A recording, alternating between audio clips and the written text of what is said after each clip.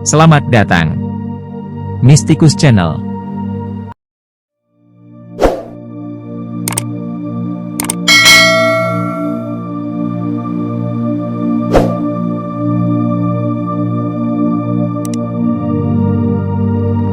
Ki Ageng Selo atau Kiai Ngabdurrahman adalah tokoh spiritual dari Selo yang hidup di masa Kesultanan Demak. Ia dikenal dengan kesaktiannya sebagai tokoh yang mampu menaklukkan petir. Ki Ageng Selo memiliki nama kecil Bagus Songgom, keturunan Ki Getas Pandawa. Ia hidup di masa Kesultanan Demak. Tepatnya pada masa kekuasaan Sultan Trenggono, awal abad 16. Dia lahir sekitar akhir abad 15 atau awal abad 16. Ki Ageng Selo pernah ditolak menjadi anggota prajurit Tamtama Kesultanan Demak. Karena dalam ujian mengalahkan banteng, dia memalingkan kepalanya. Ketika akibat pukulannya, darah yang menyembur dari kepala banteng mengenai matanya. Karena memalingkan kepalanya itu, dia dipandang tidak tahan melihat darah, dan karena itu tidak memenuhi syarat. Penolakan itu membuat Ki Ageng Selo kecewa. Bila cita-cita ini tidak dapat tercapai olehnya sendiri, maka dia mengharapkan keturunannya nanti menjadi seorang pemimpin yang pemberani. Ki Ageng Selo bertempat tinggal di sebuah desa di sebelah timur Tawangharjo, Kabupaten Grobogan. Ia hidup berprofesi sebagai petani yang gemar memperdalam ilmu agama dan tumbuh sebagai seorang yang religius. Di kemudian hari ia benar-benar menjadi orang yang berpengaruh. Desa tempatnya tinggal bernama Desa Selo. Nama Selo berkaitan dengan keberadaan bukit gunung berapi, dan merupakan sumber banyak garam dan api abadi yang terdapat dari wilayah Grobogan. Di desa tersebut juga Ki Ageng Selo meninggal dan dimakamkan. Syahdan, ada orang-orang mulia, waliullah, yang menguasai ilmu menangkap petir ini, bahasa Jawa, bledek. Dikatakan, ketika zaman pemerintahan Wali Songo dulu, Ki Ageng Selo dan Syekh Siti Jenar adalah di antara yang mempunyai kesaktian ilmu yang sangat tinggi. Dikatakan juga beliau-beliau menggunakan kesaktian ilmu untuk mengislamkan orang-orang di Jawa pada waktu itu. Ki Ageng Selo atau sering juga disebut dengan Syekh Abdurrahman adalah salah seorang tokoh penyebar Islam di tanah Jawa. Beliau masih memiliki garis keturunan dengan Raja terakhir Majapahit, Brawijaya VII, dan juga merupakan cikal bakal Raja-Raja Mataram Islam. Panembahan Senopati Raja pertama Mataram Islam adalah salah satu cicit Ki Ageng Selo. Meskipun darah bangsawan mengalir dalam diri Ki Ageng Selo, beliau lebih memilih untuk hidup sederhana sebagai seorang petani, di samping sebagai seorang panutan bagi lingkungannya sebagai seorang pemuka agama. Selain itu, Ki Ageng Selo juga dikenal memiliki kesaktian luar biasa. Salah satu kesaktian Ki Ageng Selo adalah bahwa beliau mampu menangkap petir, bledek, bahasa Jawa, sehingga Ki Ageng Selo juga dikenal sebagai sang penakluk petir. Dikisahkan suatu hari, Ki Ageng Selo sedang mencangkul di sawahnya yang terbentang luas. Namun mendadak, hari yang cerah tersebut tiba-tiba berubah mendung. Dan dalam waktu singkat, datanglah bunyi petir yang menggelegar. Semakin lama petir itu seolah bertambah mendekat, bahkan menyambar-nyambar di atas kepalanya yang hanya berpenutup caping. Sebagai murid Sunan Kalijaga, sudah berulang kali Ki Ageng Selo mengucap Subhanallah, agar petir yang menyambar itu berhenti. Namun petir tersebut tetap menggelegar, bahkan ketika hujan sudah turun dengan derasnya. Hingga ketika petir itu hendak menyambar kepalanya lagi, Ki Ageng Selo dengan sigap kemudian menangkapnya. Dan terjadilah perkelahian hebat di tengah sawah dalam guyuran hujan. Hingga akhirnya petir dapat dikalahkan, dan kemudian diikatkan pada sebatang pohon gandri, di pinggiran persawahan. Dan sepertinya, kepercayaan itu masih berkembang hingga sekarang. Ketika menyebut nama Ki Ageng Selo, maka yang teringat dalam benak orang Jawa, adalah sosok sakti yang mampu menangkap petir. Asal-usul Ki Ageng Selo. Ki Ageng Selo, yang sebenarnya bernama Ki Ageng Ngabdurrahman Selo, hidup pada masa kerajaan Demak sekitar awal abad 16. Ia merupakan keturunan dari Raja Brawijaya, Raja terakhir Majapahit. Meskipun pernah mencoba menjadi prajurit, ia ditolak karena gagal mengalahkan seekor banteng dalam ujian. Namun, kegagalan ini membuka jalan bagi perjalanan spiritualnya yang luar biasa. Perjalanan Ki Ageng Selo. Setelah ditolak sebagai prajurit, Ki Ageng Selo memutuskan untuk mencari jalan lain. Ia meninggalkan dunia militer dan pergi ke sebuah desa di sebelah timur Tawangharjo, Kabupaten Grobogan. Di sana, ia hidup sebagai petani dan mendalami ilmu agama serta filsafat.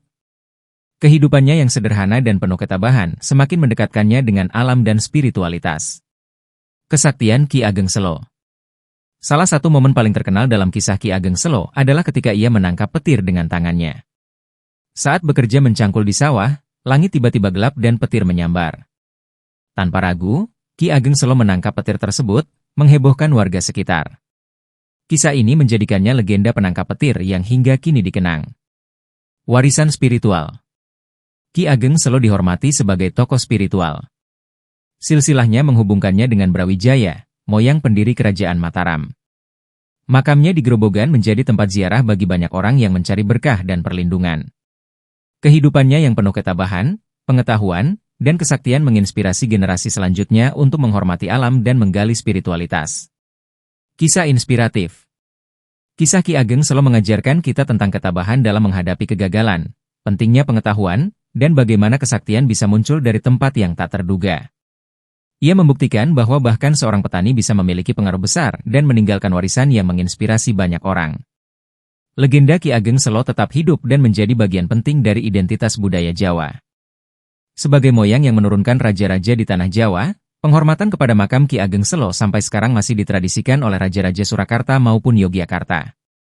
Sebelum grebek Maulud, utusan dari Surakarta datang ke makam Ki Ageng Selo untuk mengambil api abadi yang selalu menyala yang tersimpan di sebuah almari di kompleks makam tersebut. Begitu pula tradisi yang dilakukan oleh raja-raja Yogyakarta. Makam Ki Ageng Selo sendiri berada di Desa Selo, Kecamatan Tawangharjo, Kabupaten Grobogan. Kurang lebih 12 km dari kota Purwodadi ke arah Blora.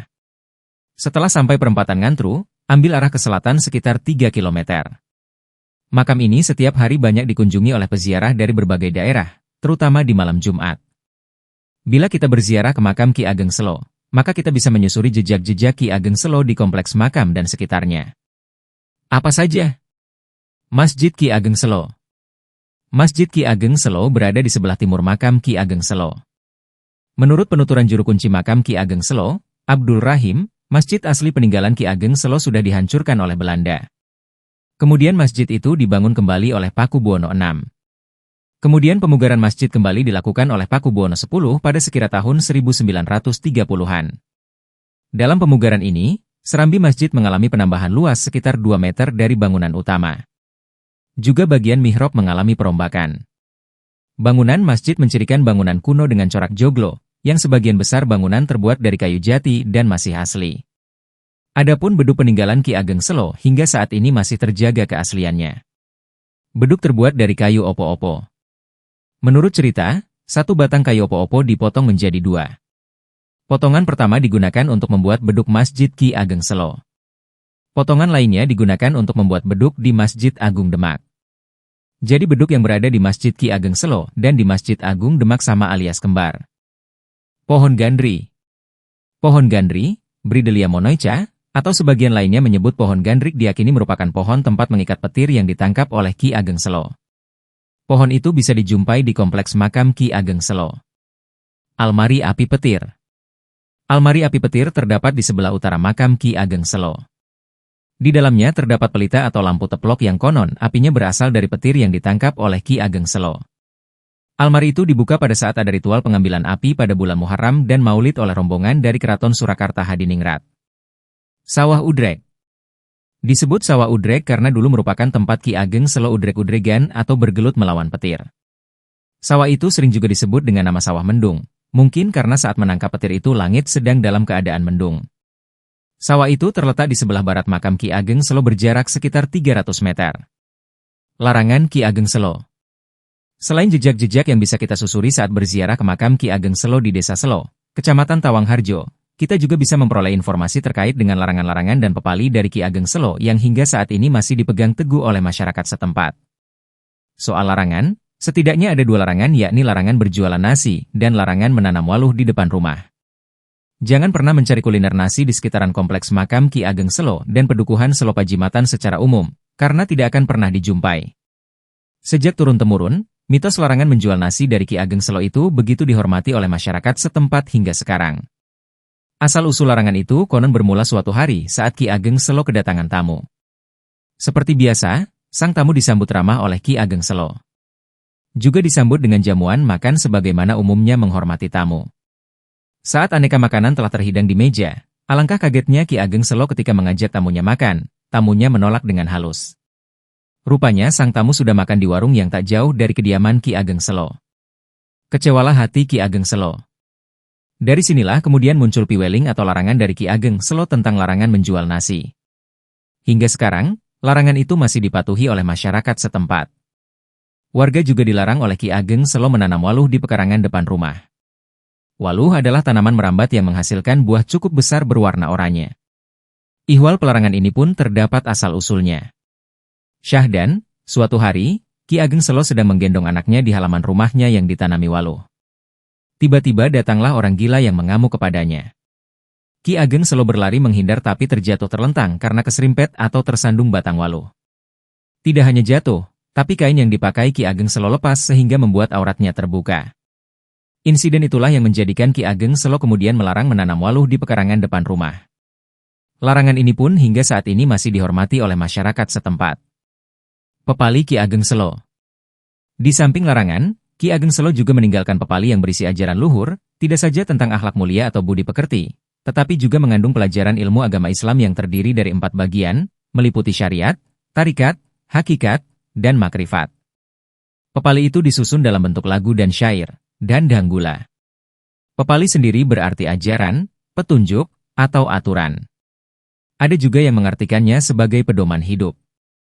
Pepali dalam lagu dan syair yang berbentuk danggula itu ditulis sendiri oleh Ki Ageng Selo sesuai dengan pakem yang berlaku dalam lagu dan syair danggula dan semuanya berjumlah 17 bait. Jumlah baris tiap-tiap baitnya ada 10. Suara akhir masing-masing baris adalah I, A, E, U, I, A, U, A, I, A. Adapun jumlah suku kata masing-masing baris adalah 10, 10, 8, 7, 9, 7, 6, 8, 12, 7. Cuplikan pepali Ki Ageng Selo yang populer adalah sebagai berikut. Pepaliku ajinen brekati. Tur selamet sarta kawarasan. Pepali iku mangkene. Ojo agawe angku. Ojo ladalan jail. Ojo ati serakah. Lan ojo celimut. Lan ojo emburu aleman. Ojo ladak, wong ladapan gelis mati. Lan ojo ati nyiwo. Artinya, pepaliku hargailah supaya memberkahi. Pepali itu seperti berikut. Jangan berbuat angkuh. Jangan bengis dan jangan jahil. Jangan hati serakah, tamak, loba. Dan jangan panjang tangan. Jangan memburu pujian. Jangan angkuh, orang angkuh lekas mati. Dan jangan cenderung ke kiri. Inilah pepali Ki Ageng Selo yang pertama dalam lagu dan bentuk syair dan danggula. Dari cuplikan pepali ini, kita bisa segera tahu betapa diluhungnya ajaran dan wasiat dari Ki Ageng Selo yang justru seringkali terabaikan, tenggelam oleh berbagai mitos dan mistis yang dinisbatkan kepada sosok Ki Ageng Selo, yang justru lebih mendominasi dan populer. Ki Ageng Selo merupakan tokoh yang memiliki pengaruh besar pada masyarakat. Ia memiliki suatu ajaran yang diikuti oleh masyarakat secara luas pada masanya. Ajaran itu adalah ajaran tentang filsafat hidup dan keagamaan. Sebagaimana tradisi pengajaran di Tanah Jawa, para santri Ki Ageng Selo mencatat dan menuliskan ajaran-ajaran yang disampaikan olehnya. Tulisan-tulisan selanjutnya menjadi pemikiran utama Ki Ageng Selo yang di kemudian hari dikenal dengan sebutan pepali Ki Ageng Selo. Pepali adalah larangan atau nasihat seorang guru kepada muridnya terkait dengan hal-hal yang dianjurkan untuk dijauhi. Nasihat lisan tersebut ditulis dan dikumpulkan oleh murid-muridnya menggunakan bahasa Jawa dalam bentuk tembang mocopat. Pepali Ki Ageng Selo tersebut mengajarkan tentang kesusilaan, kebatinan, dan keagamaan. Dalam merumuskan ajarannya, Ki Ageng Selo menggunakan pendekatan filsafat Jawa seperti yang pernah diterapkan oleh para wali sebelumnya. Ikuti dan simak kajian pepali Ki Ageng Selo disampaikan oleh Ki Herman Sinungjanutama dalam video selanjutnya. Jika Anda menyukai Mistikus Channel silahkan like, komen, share, subscribe, dan nyalakan tanda lonceng untuk mengikuti update terbaru. Terima kasih.